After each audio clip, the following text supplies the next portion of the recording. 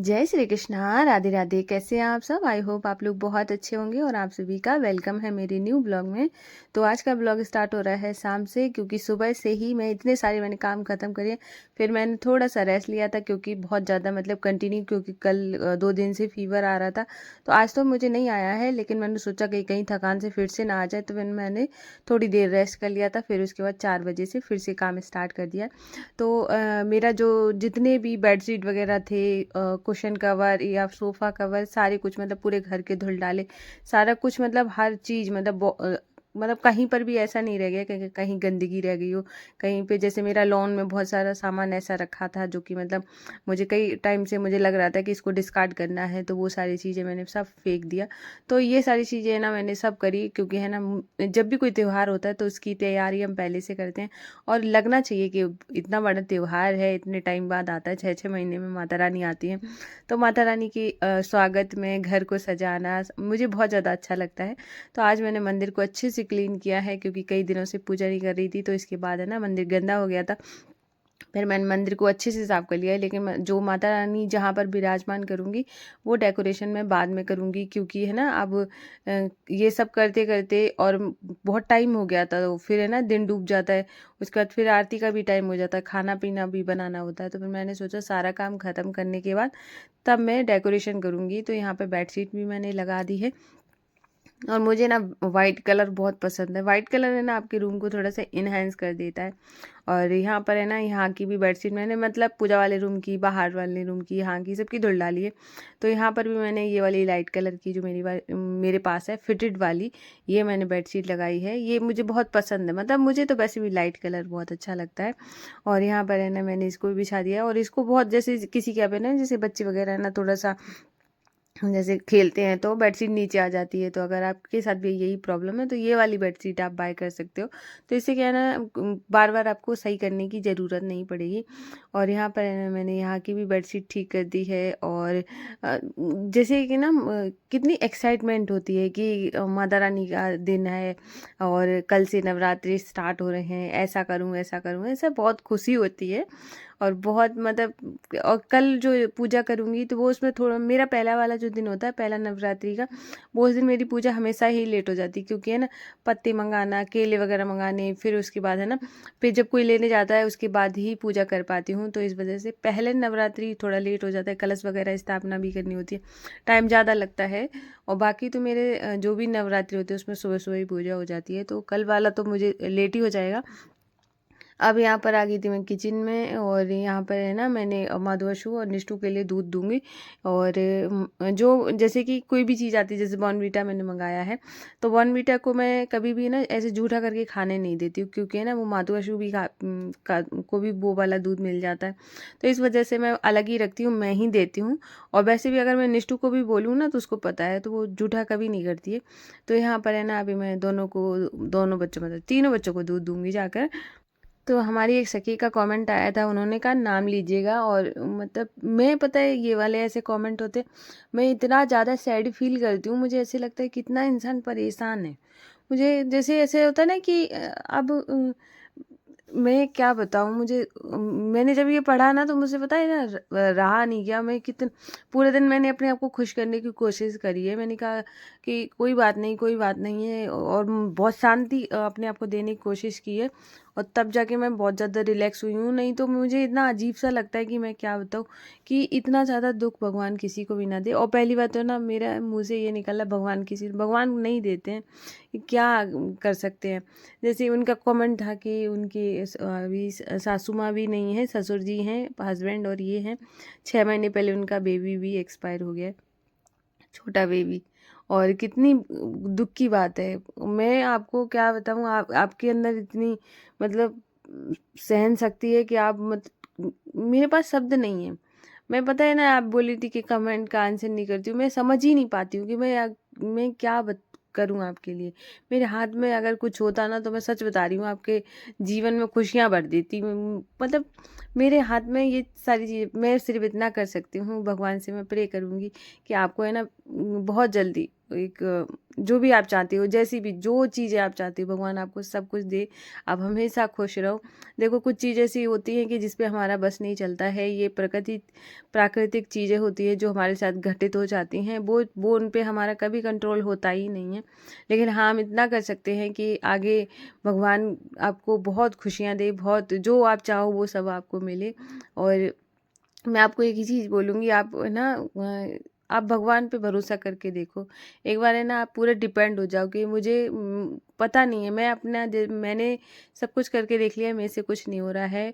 अब आप जानो, आप अगर मेरे साथ अच्छा करो, बुरा करो, जैसा भी करो, आप जानो। मैं ये कह रही हूँ, अगर आपने ये सरेंडर कर दिया ना तो आपके दिन बदलने शुरू हो जाएँगे। आप जो चाहोगे वो मिलेगा आपको, ठीक है?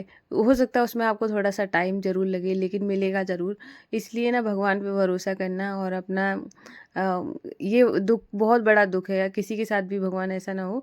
लेकिन है ना, अब जो चीज़ हो गई अब हम उसको बदल नहीं सकते हैं, लेकिन हाँ, कुछ पाने के लिए हम अपने आप को बदल सकते हैं। इसलिए आप अपना अच्छे से ध्यान रखना। और मैं भगवान से ज़रूर प्रे करूँगी कि मेरी जितनी भी सखियाँ हैं, जिस चीज़ के लिए भी परेशान है, प्रभु सबकी मनोकामनाएँ पूरी करें और उनको हमेशा खुश रखें। मैं सच बता रही हूँ, मैं इतने प्यारे-प्यारे कमेंट देख के ना मैं रोना शुरू कर देती हूँ। मुझे ऐसे लगता है कि मुझे इतना प्यार सब दे रहे हैं, मैं पता नहीं, मैंने कभी नहीं सोचा था कि मुझे इतना प्यार मिलेगा, इतना ज़्यादा प्यार आप सब दे रहे हो मुझे। मैंने पता नहीं कितने पुण्य करे होंगे जब इतने लोग प्यार कर रहे हैं। देखो कोई इंसान को कोई 1, 2, 3, 4 लोग प्यार करते हैं। मुझे इतने सारे लोग प्यार करते हैं ना, मेरे पास शब्द नहीं है इस चीज़ के लिए। मैं हर दिन भगवान को थैंक यू बोलती हूँ, थैंक यू भगवान जी, आपने मुझे आप लोगों को से मिलवाया, आप लोगों का प्यार मुझे मिल रहा है।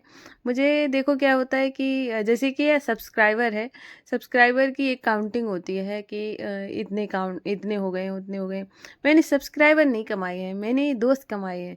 मुझे इस बात का बहुत ज़्यादा खुशी है, बहुत ज़्यादा इस चीज़ के लिए मैं हमेशा खुश रहती हूँ कि मुझे काउंटिंग से ज़्यादा ना मुझे दोस्त अच्छे लगते हैं। मुझे मेरी प्यारी-प्यारी सखियाँ मुझे मिली हैं जो कि मतलब हर चीज़ से, मतलब कोई भी चीज़ ले लो ना, उसका मुकाबला ही नहीं कर सकती। आप लोग बहुत, बहुत, बहुत प्यारे, भगवान आपकी सबकी इच्छाएँ पूरी करे और हमेशा खुश रहो। और मेरे पास अ, इसके अलावा शायद कुछ और देने के लिए होता, मतलब वो भी दे देती मुझे वो इतनी खुशी होती है। और जैसे क्या है ना, अभी जैसे कि बहुत ज़्यादा काम कर रही हूँ और कंटिन्यू काम करती रहती हूँ, तो कमेंट का कभी-कभार क्या होता है, रिप्लाई भी नहीं कर पाती हूँ।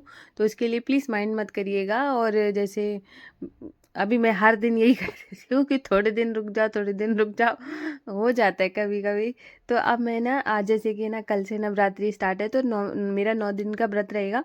तो माधवाशु को भी मैं अन्न का भोग नहीं लगाती हूँ, क्योंकि माता के पास है ना मतलब रखा नहीं जाता है, तो कहीं जूठा माना जाता है। तो माधवाशु तो मंदिर में ही रहते हैं, तो इस वजह से ना मैंने सोचा है ना कि चलो आज है ना इनको थोड़ा सा अलग कुछ खिलाया जाए। और तो मैंने यहाँ पे ना आलू थोड़े से बॉईल कर लिए थे, सिर्फ माधवाशु के लिए आलू का पराठा बनाऊंगी, बाकी तो अरबी की सब्जी बनेगी। और यहाँ पे मैंने बना लिया है माधवाशु के लिए एक पराठा, और साथ में मैंने खीर भी बनाई है, क्योंकि मुझे लग रहा था कि मैं कि क्या क्या खिला दूँ, कल से तो वो वैसे भी व्रत रखेंगे। व्रत ही हो जाता है, मेरा व्रत उनका व्रत सेम सेम। जब मैं व्रत रखती हूँ तो वो व्रत वाला ही खाना खाते हैं। तो यहाँ पे हमने अपने माधवाशु को प्रेम भाव से भोग लगा दिया था। उसके बाद फिर डेकोरेशन की बारी आई। तो डेकोरेशन में क्या है ना, कि जैसे ये टेबल है, टेबल के पीछे ना जैसे कि सपोर्ट नहीं है, तो मैंने सोचा कि इसको सपोर्ट देने के लिए मैंने यहाँ पे प्लाईवुड था मेरे पास, तो फिर मैंने इसको पीछे बैकग्राउंड के लिए यूज़ कर लिया है। इस पे मैंने पीला कपड़ा इस तरीके से लगाऊंगी जिससे कि ना ये जो प्लाईवुड है इस कवर हो जाए। और डेकोरेशन का देखो क्या होता है कि जैसे कि ये टेबल है, टेबल के साइड में दरवाज़ा है, नहीं तो वहाँ पर भी हो सकता था, लेकिन वहाँ हो नहीं सकता है, तो यहाँ पर है ना अच्छे से बैठ के पूजा हो जाती है, क्योंकि यहाँ पे स्पेस बहुत अच्छा है। तो यहाँ फिर इसी वजह से मैंने यहाँ डेकोरेशन किया है। तो जितनी भी मेरे पास चीज़ें थी उससे ही मैं डेकोरेशन कर रही हूँ, और जब हो जाएगा तो और बहुत सुंदर लगेगा, क्योंकि जब स्टार्ट करो ना तब नहीं समझ आता है, लेकिन हाँ जैसे जैसे करके बढ़ता जाता है। तो इसको मैं कर रही थी, तो ये बार बार कपड़ा निकल जा रहा था, फिर मैंने पीछे ना इसको ना उससे फिक्स कर दिया था, टैप टेप से, हाँ टैप बोली हूँ। फिर उसके बाद है ना, फिर मैंने यहाँ पे आर्टिफिशियल फ्लावर वाले ये सारी चीज़ें जो माला थी वो लगाई। तो जैसे मैं आज है ना बहुत ज़्यादा लेट हो गया था काम करते करते, अभी जो टाइम हो रहा था, और मैं सच बता रही हूँ टाइम घड़ी देखना ही भूल गई।